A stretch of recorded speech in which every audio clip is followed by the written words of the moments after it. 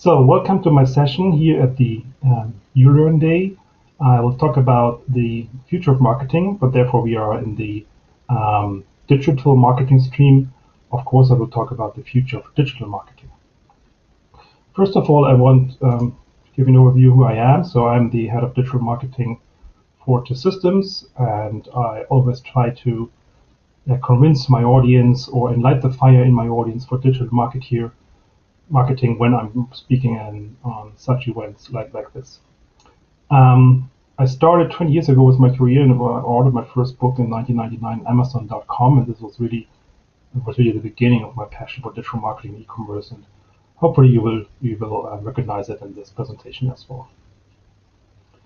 Today I will start with challenges we have in digital marketing. The first is that everybody is a digital marketer, everybody is an expert. Yeah, you know this maybe. Everybody who has ordered something on Amazon.com already knows how e-commerce works. But this couldn't be the case.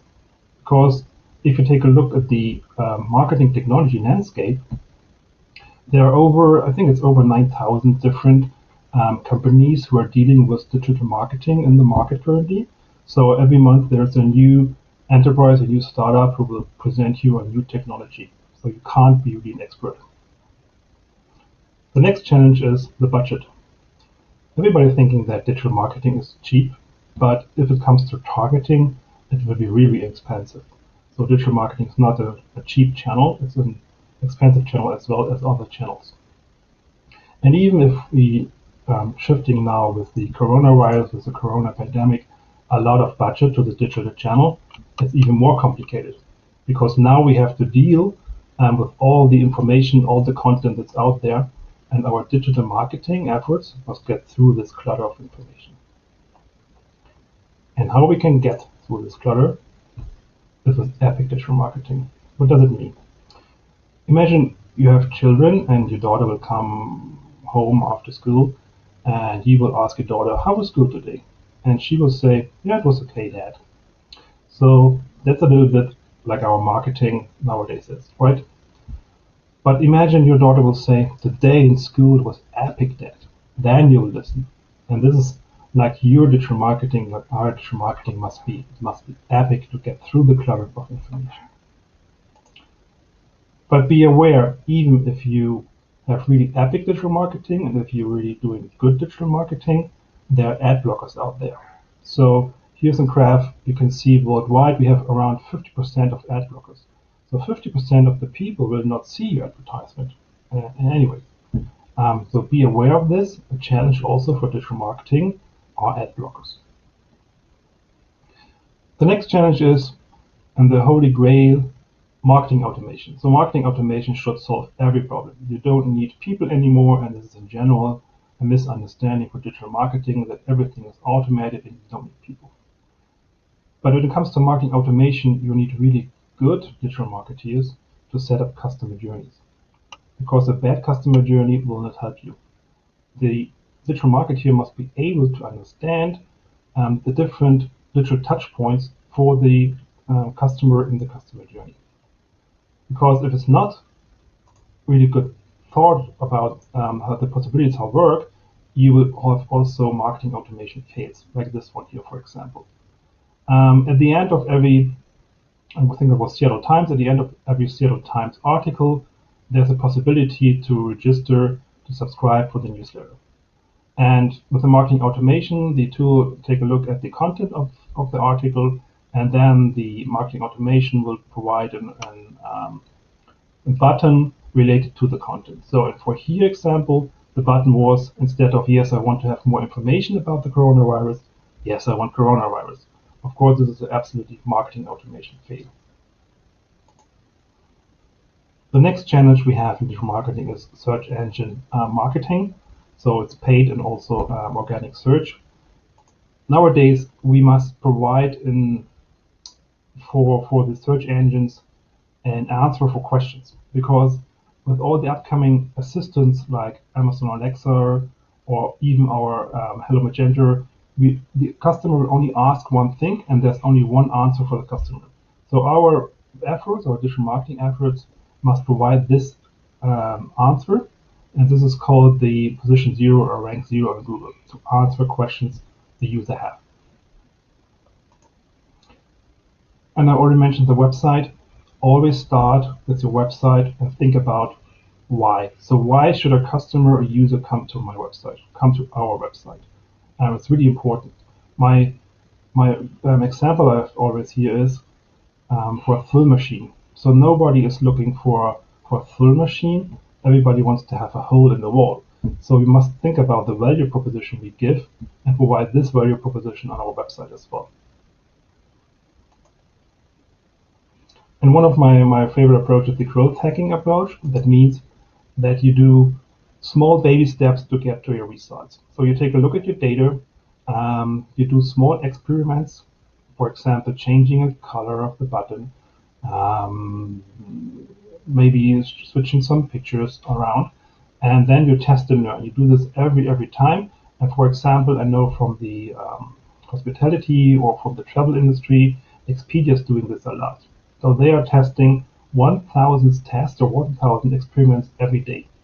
Of course, not all of these tests are really successful, but imagine only 10% from 1,000 are successful. What this means for the business and what that means for the impact of your business as well.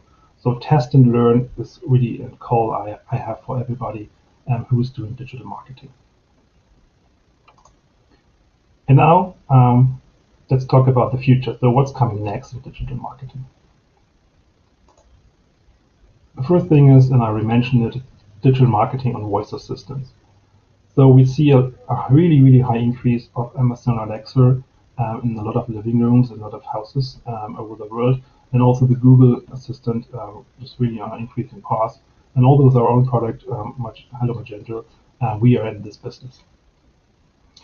And as I already said, there's no search engine result page anymore. So if you have a question or want to have a specific product, your product must come up when the customer is asking for this. So this is really important for us digital marketeers to be aware, be prepared for this. And also we have to think about how this can be outside of our homes, for example, in the car. I know that Amazon was already talking with, I think, some car manufacturers, I know it's Audi or BMW, and they want to have Alexa in the car.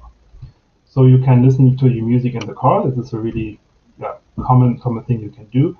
But for digital marketing purposes, you can also imagine that you drive by a fast food restaurant and Alexa then will tell you, hey Björn, there are 2 cheeseburgers for the price of 1. Do you want to have some? And then it's a kind of other advertisement I will get in the future. The next technology or the next future digital marketing tool is artificial intelligence. So there are already companies out there who are doing text spinning with artificial intelligence, providing really personalized information for me. For example, if I'm looking for a travel in the next month, the AI will spin the advertisement exactly for me. So on the one side, it's really good because it's really personalized. On the other hand side, we as digital marketing don't have control anymore, so we don't see all the ads to approve it. We must trust to the artificial intelligence, trust to the technology, that it's really the good advertisement we will provide to our customers. Next big thing is influencer marketing, and also B2B will be more and more important. And I'm not talking about these typical influencers who want to sell you some creams. I'm really talking about small influencers, micro-influencers. We as the systems working with a company called Graphica to identify in the social channel really small influencers who don't have really much followers, but these small group of followers will listen to the influencer and will listen to the person on Twitter or on LinkedIn talking about a certain product.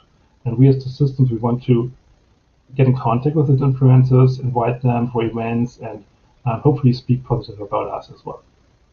So this will be really important in the future to take a look at B2B influencers.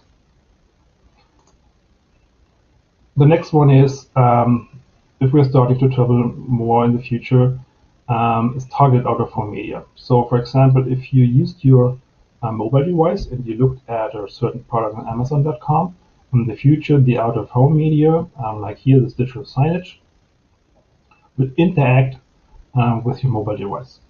So the digital signage will know that you was on Amazon.com, and if Amazon.com booked an advertisement slot on the digital signage, then you will see the product you search for. For example, if you look for shoes, you will see the same shoe on this digital signage. So we have a connection between those. And also vice versa, if you see an interesting product on the digital signage, you will get the information also on your mobile device because it was nearby to the digital signage.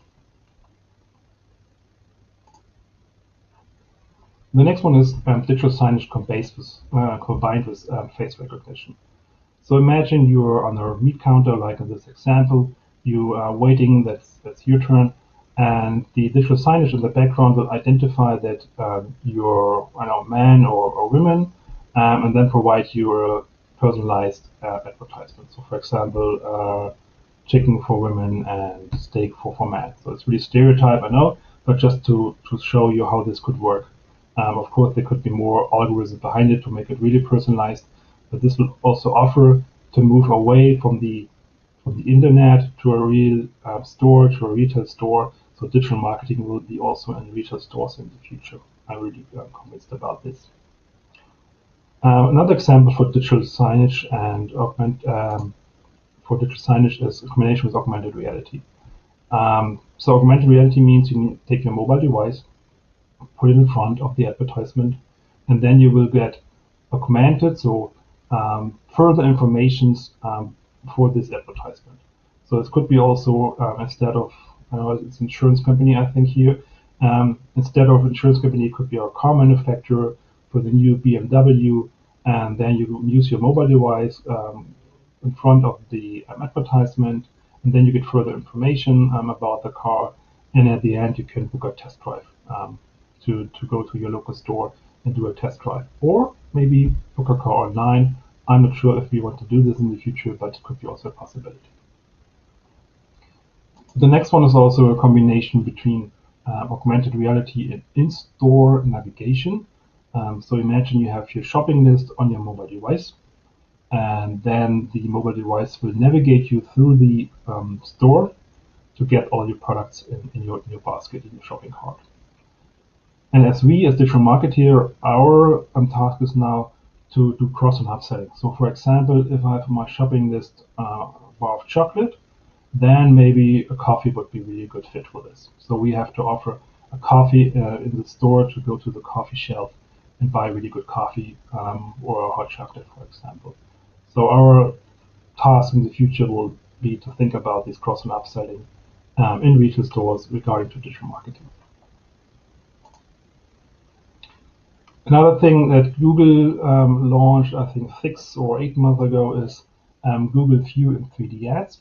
So if you have an ad on your mobile device, you can click on the small button View in 3D, and then you can place this item into your environment at home. So here, for example, it's a chair, you can see it in 3D, and then you can place a chair in your living room, and you can think about if it's really good or not, if you want to buy it or not, if it really fits to your environment. So I'm sure we will see this more and more in the future, to have a combination between, also augmented reality, a combination between augmented reality and advertisements on a mobile device. And here's an example you can try out. So you can search on your mobile device for the Burberry medium leather TV bag in black. Then you can click on this small button, Watch in 3D, and then you can put this black bag on the table, and you can walk around and take a look if this bag is really nice, if you want to have it or not. And then you can order it online, and it will be shipped at home.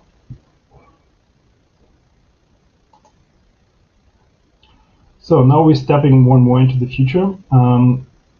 Imagine you don't need a mobile device anymore. You have so lenses in your eyes, and these lenses will provide you with augmented reality, with augmented information.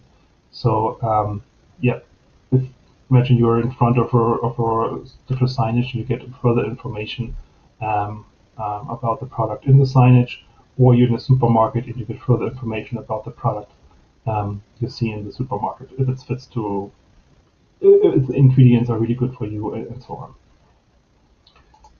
on. So it could also work with face recognition. So here's a scene from Minority Report. I assume it was augmented reality combined with face recognition. So there are small cameras everywhere, and they will recognize your face. And then in your lenses, you will see advertisements while walking through a mall, for example. So it could be also a possibility in the future to have this implemented in some malls if you're using the face recognition. So then something I used to work for the hotel industry. This was a really good example for the hotel industry in the future to have smart windows. So imagine you wake up in the morning and you're touching on the window and it's acting like your iPad. So you will get further information like music, like television, like the menu from the hotel. But you can also do shopping on this. So a smart window can act like an iPad. And you can use it also for digital marketing purposes. Imagine stores, retail stores in the future have smart windows. So for example, here at Jury, the person in front of the window can take a look at all the offers that you already have, and then touch on one of these rings, then the ring will get bigger. The person will see what kind of gold it is, or what kind of diamond or pearls are integrated. So more and more information will be available at the shopping window before the person can enter the shop or will enter the shop. Then if the person is, or the customer said, okay, this is a really good ring, I want to have it, the customer can order it on the window directly and can get delivered at home, or go into the shop and buy the product directly.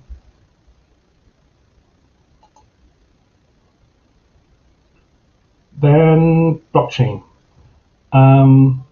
Doesn't sound so sexy, but blockchain is really helpful for us digital marketeers because if you're doing a lot of advertisements online, you must trust the agency that your advertisement really will display to your customer.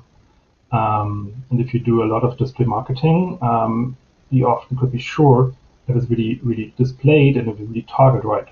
And blockchain will help us digital marketeer to get this information and get this trust from our agencies, because now we have the possibility to know if the advertisement was really displayed to someone or not, or was really delivered to someone or not.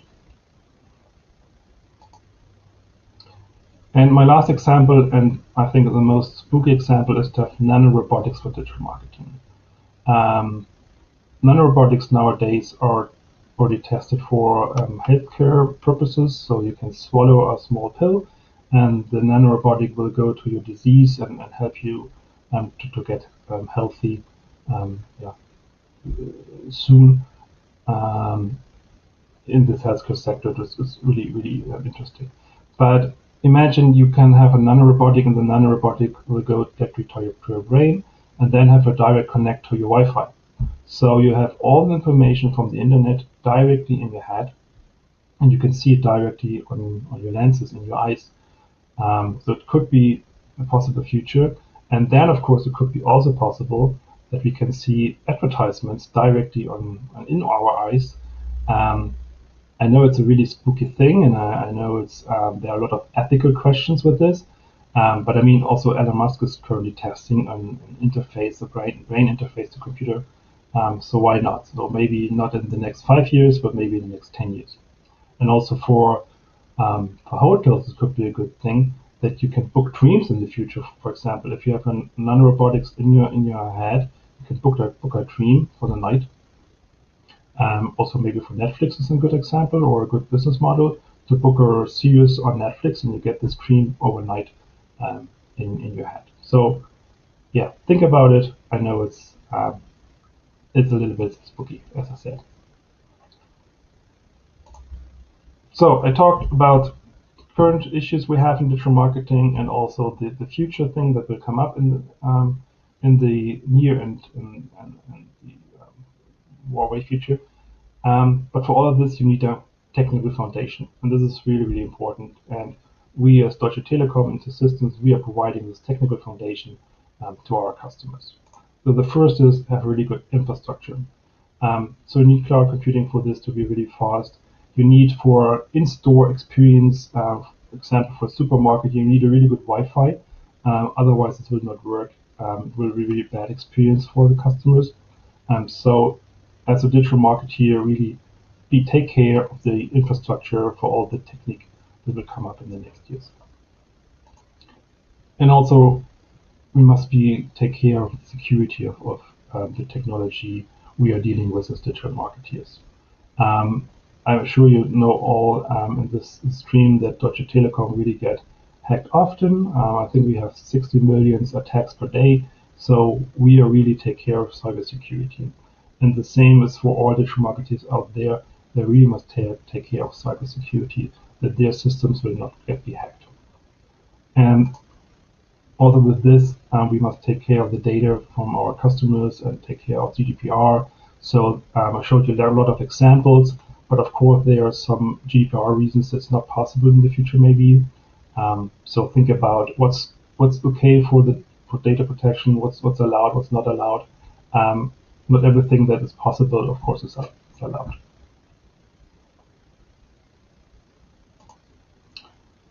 Yeah, let's summarize it. So what can you do now to be prepared for the future?